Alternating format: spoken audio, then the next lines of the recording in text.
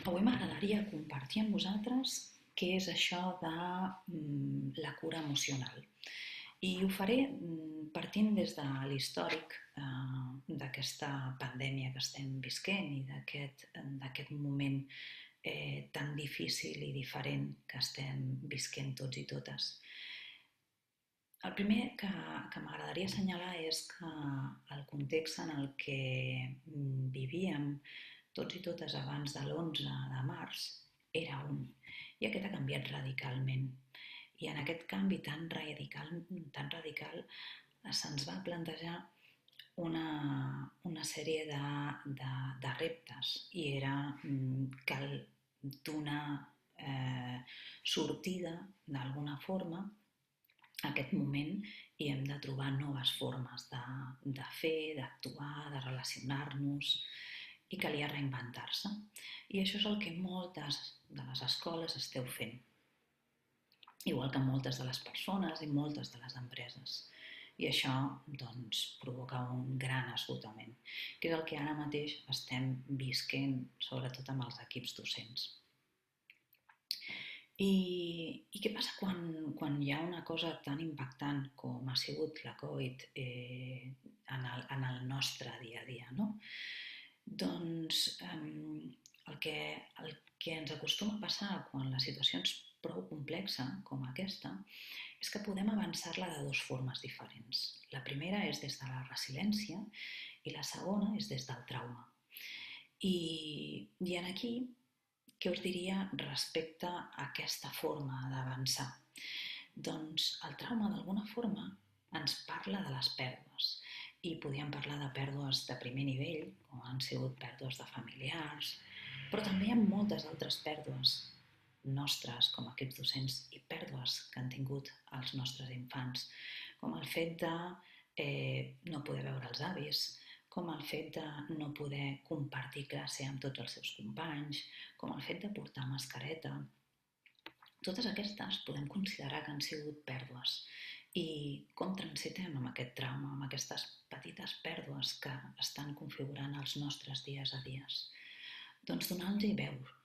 I quan dic veu, no dic únicament paraula, dic espais que ens permetin expressar-nos de forma artística, de forma verbal, des dels canals amb el que nosaltres ens sentim més còmodes.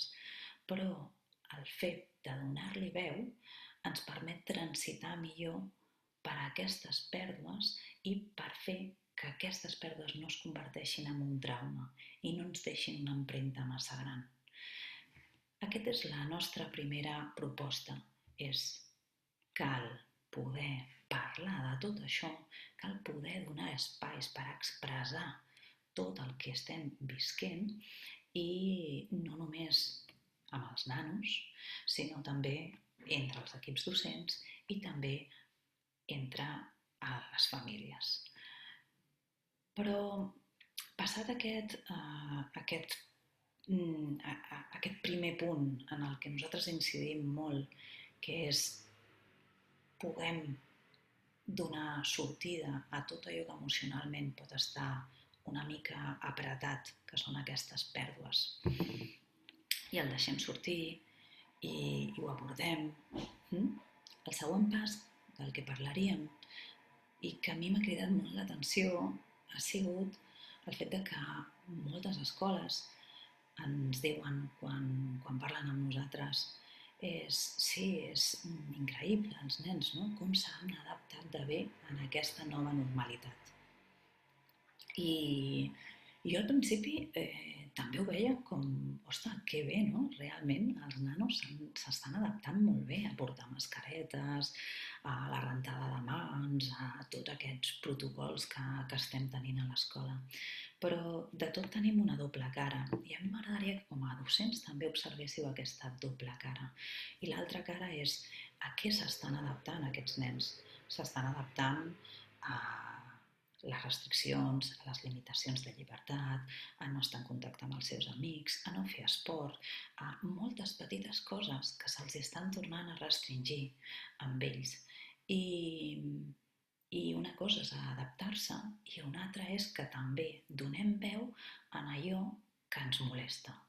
I està bé que els nens puguin dir, doncs jo trobo que portar una mascareta és un rotllo, o jo trobo que haver de fer files separats tots, doncs a mi no m'agrada, o que no pugui estar amb la resta de companys són els meus amics i jo vull estar amb ells.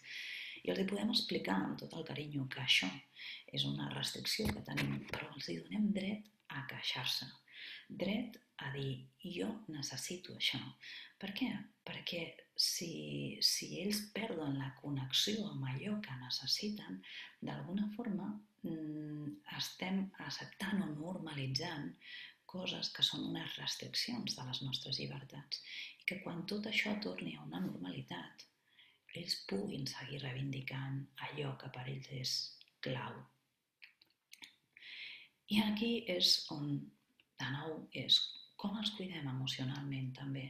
Doncs cuidem que hi hagin espais perquè puguin expressar les seves frustracions, la seva ràbia, la seva tristor, respecte al moment que estem visquent ara.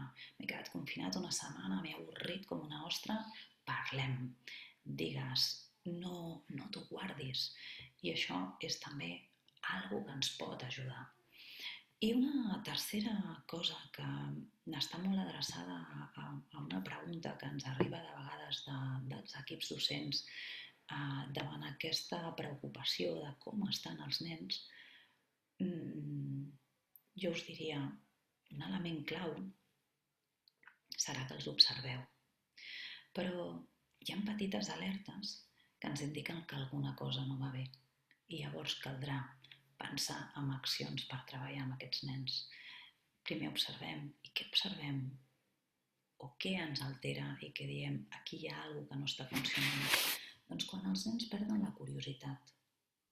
Quan els nens d'alguna forma no caminen cap al fet de gaudir. O quan es desconnecten de la tendresa. Aquests tres elements, que són molt claus en el funcionament d'un nen, quan no estan presents, ens indiquen que alguna cosa no està funcionant. I aquí us convido a posar atenció en això.